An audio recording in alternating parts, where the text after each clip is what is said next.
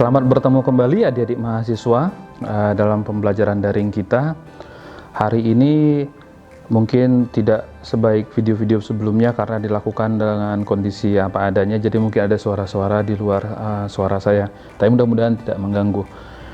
Kita masih akan melanjutkan pelajaran dalam bab persekutuan, tetapi kali ini yang akan kita bahas adalah perubahan struktur dari partnership-nya. Jadi anggota persekutuannya itu berubah, ya, bisa masuk sekutu baru dengan membeli dari sekutu lama kepemilikan, atau bisa juga nanti dengan membawa aset tambahan sehingga persekutuan menjadi lebih besar. Baik, mari kita mulai. Yang pertama adalah jika sekutu yang lama, yang baru itu masuk dengan membeli kepemilikan dari sekutu yang lama langsung dari salah satu. Jadi salah satu sekutu menjadi keluar dan masuk sekutu baru. Misalnya dalam konteks ini kita masih menggunakan nama-nama sekutu yang lama yang kemarin, Alt dan Blue.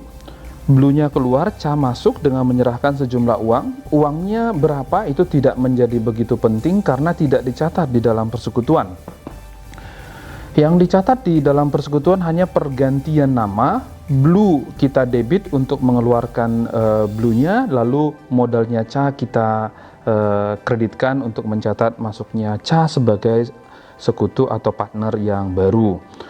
Namun dalam konteks yang lain bisa juga Ca masuk dengan membeli kepemilikan dari Alt dan Blue. Alt dan Blue-nya tetap ada di dalam persekutuan. Ca masuk menjadi sekutu yang ketiga. Tetapi Ca tidak memberikan tambahan uang ke dalam persekutuan, tetapi membeli kepemilikan dari Alt dan Blue. Misalnya kalau kita lihat dalam konteks ini pada tanggal 1 Januari 2000X3, komposisi permodalan persekutuan Alt 20.000, Blue 10.000, masing-masing mereka tadinya membagi laba dan rugi dengan persentase 60-40. Nah, kemudian mereka mengundang Ca masuk, ya, adik-adik bisa lihat screen-nya, dengan diberikan porsi kepemilikan 25% dan Ca diminta memberikan uang 9.000 kepada Alt masing-masing 5.900, kepada Blue 3.100. Walaupun di dalam pembukuan persekutuan modalnya Ca dicatat hanya 7.500, yaitu secara proporsional 30.000 dikali 25%. Nah, gitu ya. Nah, masuknya Ca akan merubah struktur pembagian laba dan rugi. Misalnya kita lihat dulunya kan 60-40. Sekarang dengan masuknya Ca, maka Ca akan memiliki 25% dan Alt dan Blue kalau di total mereka berdua 75. Nah, dari 75 ini akan dibagi dengan proporsi preselected ratio sebelumnya itu 60-40. Jadi 75% kali 60% untuk Alt yaitu 45%, Blue 75% kali 0,4 yaitu 30%. Jadi sekarang pembagiannya adalah masing-masing Alt 45, Blue 30, Ca 25%, totalnya 100%. Nah, masalahnya adalah yang tadi diserahkan 9.000, dicatat 7.500, ada dua pendekatan. Pendekatan yang pertama, persekutuan tidak memperdulikan angka 9.000-nya karena toh itu diberikan di luar mekanisme persekutuan. Yang dicatat oleh persekutuan adalah mengurangi modalnya Alt dan mengurangi modalnya Blue sebesar totalnya 7.500 dan itu dialihkan menjadi modalnya Ca, ya. Yang 7.500 itu diambil 60% dari 7.500 diambil dari modalnya Alt yaitu 5.000 dan diambil dari modalnya Blue 2.500 yaitu 25% dari 10.000, ya. Tadi kalau Alt agak salah, ya. Alt itu diambil 5.000 yaitu 20.000 dikali dengan 25% modalnya Alt sebelumnya. Modalnya Blue juga diambil 25% dari 10.000, jadi totalnya 7.500. Namun begini, kesediaan Ca membayar 9.000 sebenarnya adalah pengakuan, rekognisi bahwa nilai perusahaan itu sesungguhnya tidak lagi sebesar 30.000, tidak lagi sebesar nilai buku yang dicatat sebelumnya, tetapi sudah menjadi 36 karena Ca memberikan uang 9.000 itu adalah 25% dari nilai persekutuan, sehingga 100%-nya adalah 36 gitu ya. Nah, di samping cara ini sebenarnya ada pendekatan cara lain untuk mencatat transaksi yang tadi kita bahas. Ada masalah jika seandainya pencatatan yang tadi dilakukan. Nah, kalau ditelusuri kenapa Cha bersedia membayar 9.000, itu sesungguhnya karena ada tanah yang nilainya sudah undervalued. Jadi tanah itu nilainya lebih kecil 6.000 dicatat di buku dibanding nilai pasarnya. Ini menjadi masalah. Misalnya begitu Cha masuk, tanahnya dijual, secara hukum Cha berhak atas keuntungan penjualan tanah. Padahal kan secara logis dia baru masuk harusnya tidak punya hak atas keuntungan yang dihasilkan dari tanah yang sudah dimiliki oleh persekutuan sebelum dia masuk. Nah, sehingga untuk mengatasi kendala ini ada baiknya dilakukan revaluasi atas tanah, dinaikkan nilainya 6.000 sebelum masuknya Cha. Jadi misalnya dalam konteks ini tanah land itu dinaikkan 6.000 dan itu juga akan menambah modalnya alt 3.600 dan modalnya blue 2.400 ya. Masing-masing dari 6.000 itu mereka berhak 60 dan 40 seperti pembagian sebelumnya. Setelah ini dilakukan, maka modal persekutuan yang setelah terjadinya revaluasi bukan lagi 30.000 tapi 36 ya. Nah, sehingga kalau ini 36, maka Cha menyerahkan 9.000 itu memang adalah 25% dari 36.000. Jadi begitu. Nah, ini pendekatan yang lebih baik. Nah, selanjutnya kalau tadi kita menjelaskan berdiskusi tentang masuknya Cha tanpa memberikan tambahan modal bagi persekutuan, dia hanya memberikan uang langsung kepada sekutu lama, itu kepada alt dan blue. Dalam pembahasan kita selanjutnya yang mau kita bahas adalah Cha masuk menyerahkan aset, apakah itu uang tunai, apakah itu tanah, gedung, aset non moneter lainnya, tetapi dia menambah besarnya persekutuan. Jadi persekutuan itu tidak lagi seperti sebelumnya, tetapi masuk tambahan modal baru. Ya, jadi ABC Partners itu menjadi lebih besar. Nah, dalam konteks ini yang perlu kita cari tahu adalah tentang ekuitasnya, ya, berapa equity di antara mereka. Nah, untuk pembahasan ini ke depan kita akan menggunakan contoh ini. Contohnya adalah, mari kita lihat ya kondisi-kondisi yang akan kita gunakan sebagai pembahasan ke depan. Yang pertama adalah sama seperti tadi. Pada tanggal 1 Januari 2023, persekutuan AB itu AB Partnership punya modal 30.000, masing-masing alt 20.000 dan blue 10.000. Lalu poin kedua, mereka mengundang Cha untuk diberikan kepemilikan 25%, ya. Sehingga berikutnya mereka akan memiliki kepemilikan seperti perhitungan kita tadi. Setelah Cha masuk memiliki 25%, maka alt akan memiliki 45%. Bukan memiliki sebenarnya ya, tapi pembagian keuntungan yang akan digunakan ke depan itu adalah alt 45, blue 30, Cha 25. Ini kondisi yang akan kita gunakan untuk contoh pembahasan ke depan. Ada beberapa kondisi yang mungkin, ya. Pertama, Cha bisa masuk memberikan sama dengan bagian proporsional yang dia miliki. Kedua, Cha bisa masuk memberikan uang lebih besar dari bagian proporsional yang akan dia miliki. Yang ketiga, Cha masuk memberikan uang lebih sedikit dari bagian proporsional yang dia peroleh. Kita mulai dari yang pertama. Yang pertama adalah Cha masuk memberikan kepemilikan persis sama dengan memberikan uang persis sama dengan proporsi kepemilikan yang dia peroleh ya. Dalam konteks ini dia memberikan uang 10.000. Mari kita lihat tabel ini. Dari tabel itu kita lihat investment yang dilakukan adalah 10.000. Kemudian kalau kita perhatikan itu bagian proporsional dia adalah 30.000 tambah 10.000 uang yang dia serahkan sendiri dikali 25% itu 10.000. Jadi tidak ada difference-nya. Ya, sehingga pencatatannya pun saya rasa cukup sederhana.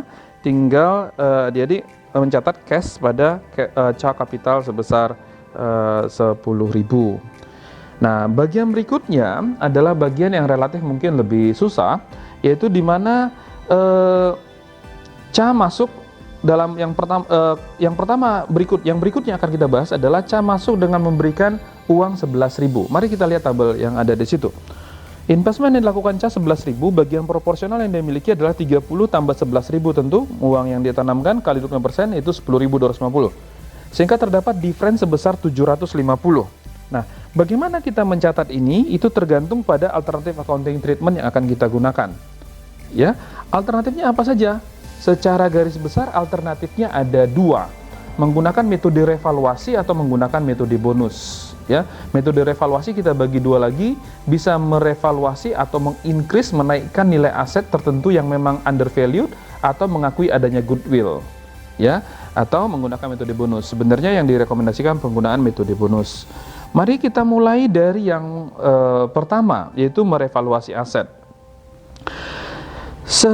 Sebelum masuknya atau berbarengan dalam proses masuknya CA, mereka mendiskusikan, melakukan review atas laporan keuangan mereka, dan akhirnya menemukan bahwa ada tanah dicatat yang undervalued sebesar 6.000. Ya, mari kita lihat perhitungannya. Nah, tanah yang 6.000 ini sebelum CA masuk itu 3.000 terbawa contoh yang tadi. Jadi ada tanah 3.000 ya yang undervalued. Lalu tanah itu kita naikkan nilainya di pembukuan ya 3.000 ya adik-adik. Si alt akan bertambah modalnya 1.800 yaitu 3.000 dikali 60%, blue akan naik modalnya 1.200 yaitu 3.000 kali 40%. Nah, dengan kondisi ini maka modal sebelum CA masuk ya seperti yang sudah kita tahu bersama adalah 30.000, lalu naik dari revaluasi 3.000, lalu CA menginvestasikan 11.000, totalnya 44, dan 44 ini sudah sama ya 25%-nya adalah 11.000, sehingga masuknya CA tinggal kita catat dengan jurnal biasa, cash diterima perusahaan 11.000, CA kapital 11.000. Prosedur yang kedua adalah menggunakan goodwill. Goodwill ini sebenarnya dilakukan mengakui bahwa apa yang telah dikerjakan oleh alt dan blue sudah menaikkan nilai perusahaan sebelum CA masuk tentu, sehingga diakui adanya goodwill. Nah, kalau ini dilakukan, mari kita lihat tabel itu.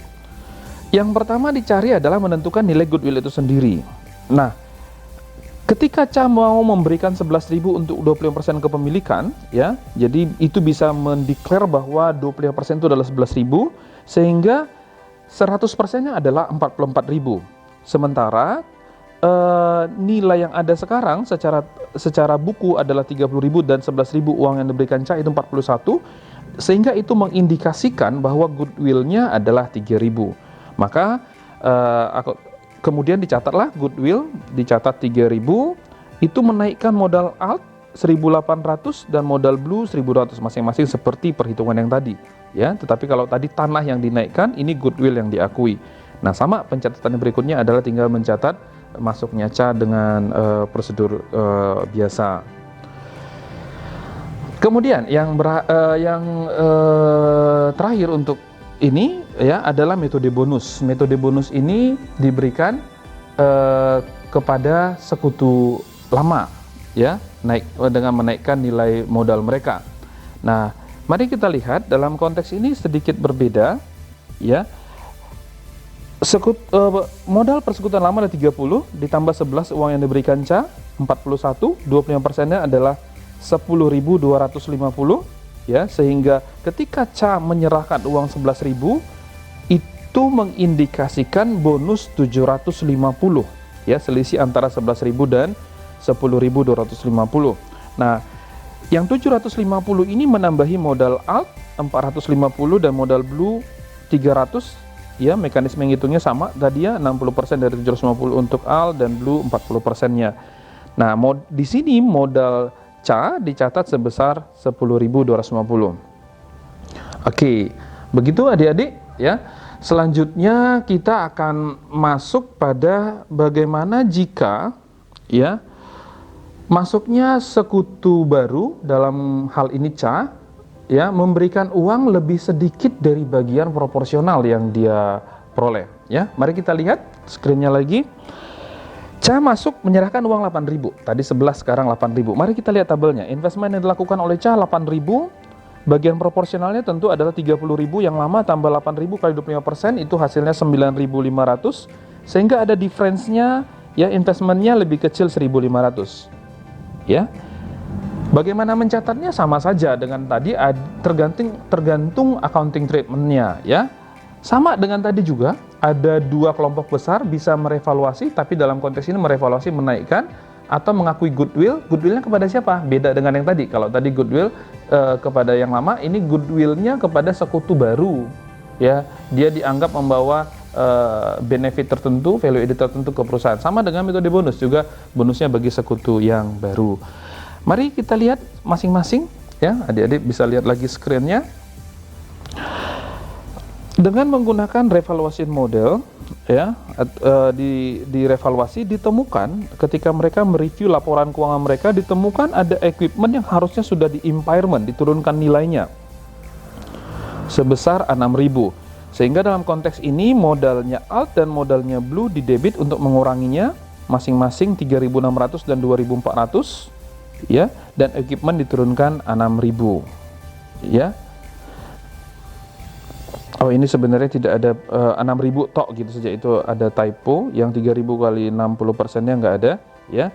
Jadi 36 dan 24 masing-masing modalnya Alt dan Blue dikurangi, lalu kemudian equipment-nya dikurangi. Nah, setelah ini dilakukan, maka modal persekutuan sebelum transaksi ini adalah 30.000, lalu di impairment kurang 6.000, lalu CA menginvest 8.000, sehingga modal persekutuan setelah impairment dan setelah masuknya CA adalah 32.000. Nah, sehingga ini sudah pas, 20% dari 32 adalah 8.000, sehingga masuknya CA tinggal mencatat saja kas 8.000, CA kapital 8.000. Begitu ya. Nah, kemudian prosedur yang berikutnya adalah menggunakan recording goodwill ya untuk new partner ya. Mari kita lihat, kita cari dulu goodwillnya berapa, kita lihat tabel itu ya. Di sini kebalikannya, nilai persekutuan 30.000 itu diakui 75% ya. Jadi 75% adalah 30.000, sehingga 100%-nya adalah 40.000.